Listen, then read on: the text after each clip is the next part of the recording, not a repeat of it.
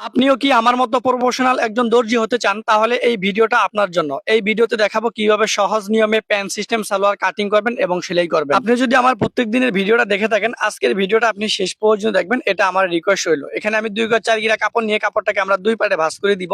দেখেন, কাপড়ের দুইটা মাথা আমরা একসাথে করে দিলাম। এবার কাপড়ের দুইটা মাথা আমরা একসাথে করে দেওয়ার পর একেবারে উপরে আমরা কাপড়টা কেটে সমান করে দিব। কারণ এখানে কিন্তু কাপড়ে বেকাতেরা কাপড় থাকতে পারে। 2.5 ইঞ্চি পরিমাণ এখানে একটা দাগ দেবো, কারণ এখানে কিন্তু আমরা রাবার লাগাবো। এবার এখান থেকে আমাদের প্যান্ট সিস্টেম সালোয়ারে লম্বা দাগ দিতে হবে। তো টোটালি এখানে কাপড় আছে আমাদের 37 ইঞ্চি পরিমাণ, কিন্তু আমাদের প্যান্ট সিস্টেম সালোয়ার লম্বাটা হচ্ছে 38 ইঞ্চি পরিমাণ। এর জন্য এখান থেকে আমরা 37 ইঞ্চিতে একটা দাগ এইভাবে টেনে দিব। দেখেন, আমরা একটা দাগ এইভাবে টেনে দিয়েছি। এবার উপরে দাগ থেকে আমরা 15.5 ইঞ্চি পরিমাণ দুই পাশে দুইটা দাগ দিব। এটা কিন্তু আমাদের প্যান্ট সিস্টেম সালোয়ারের হাইয়ের দাগ। এবার এই দাগটা এখান থেকে টেনে দেওয়ার পর 40 ইঞ্চি বডির জন্য 13.5 ইঞ্চি পরিমাণ উপরে একটা দাগ দিব, নিচে একটা দাগ দিব। এবার উপর থেকে আমরা নিচের দিকে দাগটা এইভাবে টেনে দিব।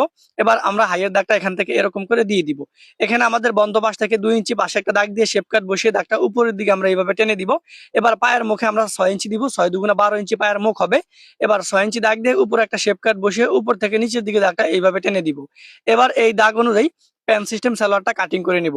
আপনি কত সাইজের জন্য একটি প্যান সিস্টেম সালোয়ার তৈরি করতে চান শুধুমাত্র কমেন্ট করবেন, সাথে সাথে রিপ্লাই দিয়ে বুঝিয়ে দিব কত বডির জন্য কতটুকু কাপড় নিবেন, কোন জায়গার মাপটা কিভাবে নিবেন, A to Z কাজটা শিখতে পারবেন শুধুমাত্র একটি কমেন্টের মাধ্যমে। দেখেন, আমি সাইডের কাপড়গুলো কেটে দিয়েছি, নিচেও কিন্তু কাপড়টা কাটিং করে দিয়েছি।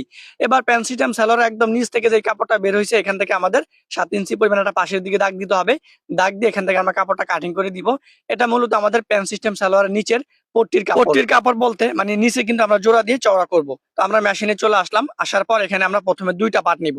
তো দেখেন, আমরা উপরে যে পার্টটা নিয়েছি এই পাটটা আমরা একটু আধা ইঞ্চি এইদিকে রাখবো, মানে নিচের পাটটা উপরের পাটটার উপরে আধা ইঞ্চি পরিমাণ বাড়তি রেখে এইভাবে একটা ভাঁজ করে দিব। এইভাবে ভাঁজ করে আমরা একটা সেলাই করে দিব। আপনি এই ভিডিওটা কোন জেলা থেকে দেখছেন অবশ্যই কমেন্ট করে জানাবেন। প্রত্যেকদিন আমাদের এই ফেসবুক পেজে নতুন নতুন ভিডিও আপলোড করি। দেখেন, আমরা বাউ দিকে চলে আসলাম, বাউ দিকে আসার পরে এখানে আমরা সাপ সেলাইটা বসাই দিব। সামনের পাট পেছনের পাট একই নিয়মে কিন্তু আমাদের এই সাপ সেলাই গুলা দিতে হবে। আমি যেইভাবে দিতেছি আপনারা অবশ্যই এইভাবে সাপ সেলাই গুলো দিয়ে দিবেন। এবার বাউ দিক থেকে প্যান্ট সিস্টেম সালোয়ারের নিচে যে কাপড়টা কাটিং করেছি এই কাপড়টাকে দুই পাটে ভাঁজ করে আমরা একটা সেলাই করে দিব। দেখেন, আমরা দোনোটা পাড়ে এখান থেকে কিন্তু আমরা এই কাপড়টাকে দুই পাটে ভাঁজ করে সেলাই করে দিব। দেখেন, আমরা সেলাই করে দিয়েছি। এবার এই যে আলাদাভাবে যে কাপড় নিয়েছি এই কাপড়ের উপরে আমাদের একটি চাপ সেলাই বসাই দিতে হবে।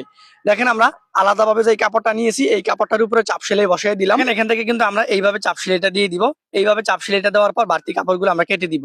এবার আমরা যেটা করব, এই যে প্যান্ট সিস্টেম সালোয়ারের দুই পাশের যে হাই আছে একটার উপর একটা বসাই দিয়ে এখান থেকে আমরা প্রথমে হাইটাকে সেলাই করে দিব। দেখেন, এখান থেকে আমরা হাইটা সেলাই করে দিয়েছি, দোনো পাশের হাই এখান থেকে